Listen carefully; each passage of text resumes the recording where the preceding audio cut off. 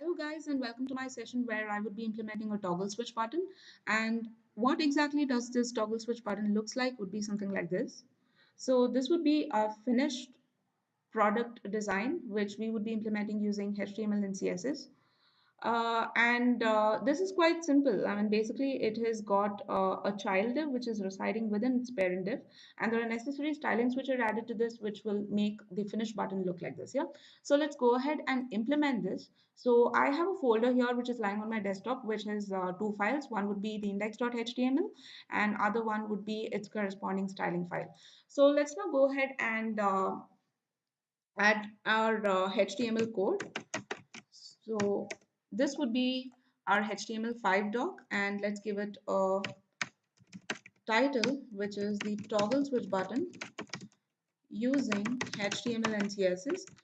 Also, do note that I would be coming up with another video where you can implement this particular toggle switch by tweaking in a little bit of JavaScript. So that would obviously reduce the number of codes and make life a lot more simpler. But anyway, I'd want my users to be aware of implementing this by using plain HTML, CSS, as well as going about by tweaking in the JavaScript code. Yeah. So now let's go ahead and design the body bit of it. So I will be including a simple label, and I would be associating it with a class, say main.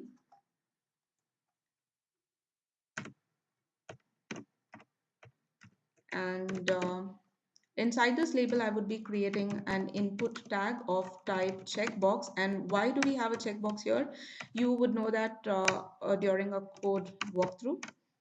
And this would be a parent div. And let me associate this with a class of say toggle bar. And within this would be our child div. And let me associate this with a class called say switch. So this is all with the HTML bit of it.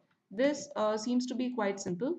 So the challenge here would be the styling part of it. So there is nothing much too tedious with the HTML file, and all what we got to do now here is go ahead and style our parent and our a child div classes. Yeah. So let's go ahead and start with styling our parent class. So I would be giving this toggle bar a width of 80 pixel and a height of 40 pixel. So it would be 80 pixel this way and a height of 40 pixel this way. Yeah. And I will be giving it a background color of light gray.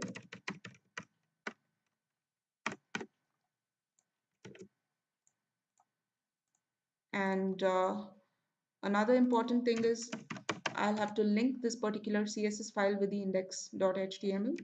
So let me do that.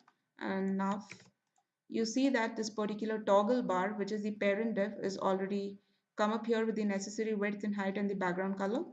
So now let's go ahead and design a child div.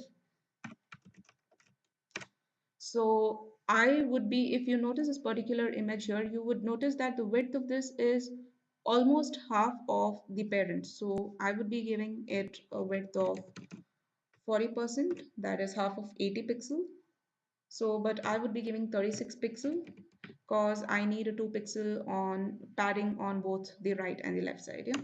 So I'd be giving a height of again 36 pixel, again for the same reasons of padding of 2 pixel allowed on the right and left sides. And I would be giving a background color of white. So this is how our images started looking now. Also, if you closely notice that, do you see that this particular child div has overridden with the boundary of the parent, and the whole image kind of looks haphazard. Okay, this is not the intended way how we want a toggle switch button to look like. So don't you think it would have been much easier where a user would have more control and access over a certain element and place it accordingly? For example, in our case, we want this child div to be present exactly within the parent div, right? So CSS fortunately gives us a very good property called the positioning. So if you are not aware of how positioning works, you can go through my video where I give details about how the position property in CSS works like. So right now I would be implementing the positioning property here, and soon after I complete this bit, I'll just let you know about what's happening here.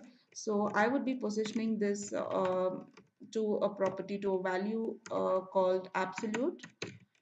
And soon after this, I would be displacing this by 2 pixel from top, and I'll be displacing it 2 pixel from left. And I would be positioning, sorry, it's not position, this is a typo, it would be just position. I would give this a position of relative. So basically what happens here is, now that you see that this child div has come right inside the parent div and it looks a lot more neat.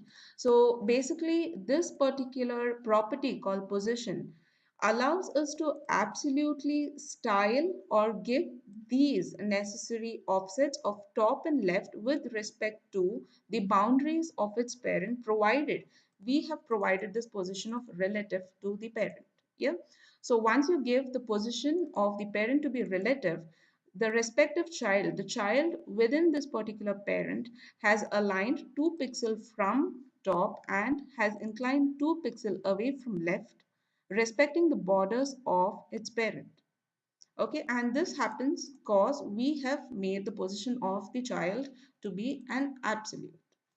Now, this is all with it, and we are done with the styling part of it, and probably we could add some curvatures so that it gives more or less a feeling of an Android or an iOS button which you use on your phones. Say, for example, let us give this a border radius of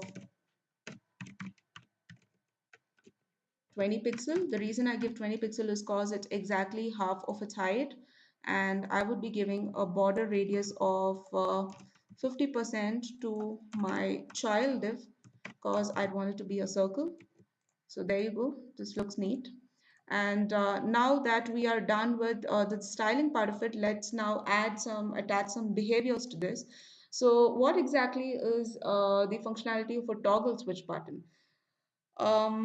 Let me explain it. See, when the user clicks on this particular checkbox, what should happen is this particular circle should get displaced to the right, which tells the user that this particular button is enabled now. So to give the look and feel uh, or to give the user experience to the person who's using it, what we would do is we would simultaneously change the background color of the parent to say dark blue and simultaneously move this button also to the right. Yeah, so this is the user experience which we would be providing to the user. So now let's go ahead and implement this. So be a little vigilant and careful when I write this particular thing here. We are getting hold of the input tag here, which contains the text box. So the input tag, which has the checkbox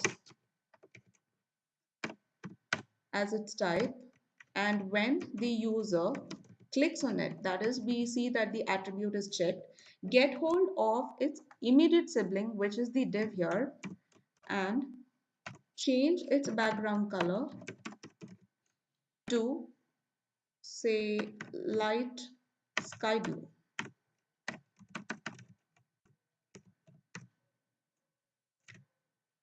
So when you make this, you see that this effect is already seen here.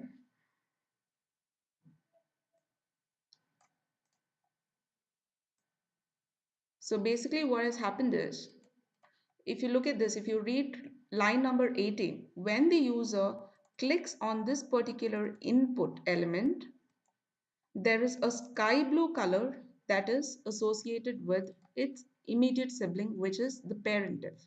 Yeah. So now we have achieved by making the color sky blue. That is basically you're giving the user experience to be sky blue, or you're telling the user that the button is now active from its disabled state. And now let's also create a means where this particular button is also displayed to the right. So for that, let's get hold of this, and let's target the child of the parent div and displace this by 36 pixel, which is also the width of the circle. So here you go. Click on the button and you see that the parent has got blue and also the child has moved towards the right. So you do not want this checkbox here hanging around here. So let's go ahead and hide that particular thing. So we would get hold of the main class and we would change the opacity to 0. And you see that the toggle switch still works. And why do you think this is happening? This is because the input type, which is the checkbox, is lying within the label. So had this line number 10 be outside of this particular label, then it wouldn't work as expected. Yeah. So the reason why this toggle div still works as expected, even though we have hidden the checkboxes, cause they all lie within this particular label. I hope this is clear, and let's now go ahead and do a little more styling to this. For example, there are two more things we could do here. So suppose I click on this. Do you see that sharp slip between the sliding on the left and the right? So we don't want it to be that sharp, isn't it? We want it to be a smooth transit. So how do we go about that is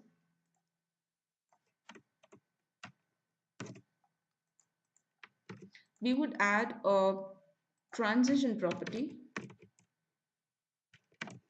We would add a transition property of 200 milliseconds and give it a effect of ease in, and we would implement the same thing even on our outer div.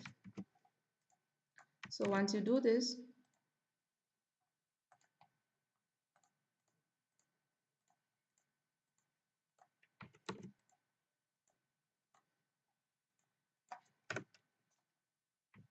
this shouldn't be a percent. Be careful that this should be just 0. So right now you see when the user clicks on this, there is a smooth transit. Likewise, when the button is disabled. Yeah. So probably we can do a little more styling, say by giving a box shadow. So the box shadow of 2 pixel, 2 pixel, 2 pixel, and let's give it a alpha property and make it a little more transparent, say 0.4. See the difference there? And let us go ahead and include the same box shadow over the inner div too. So this is how a button works like, and we're good to go. So this is how a toggle switch button is implemented. I hope you like this session, and subscribe my channel to get more sessions on HTML CSS. Thank you.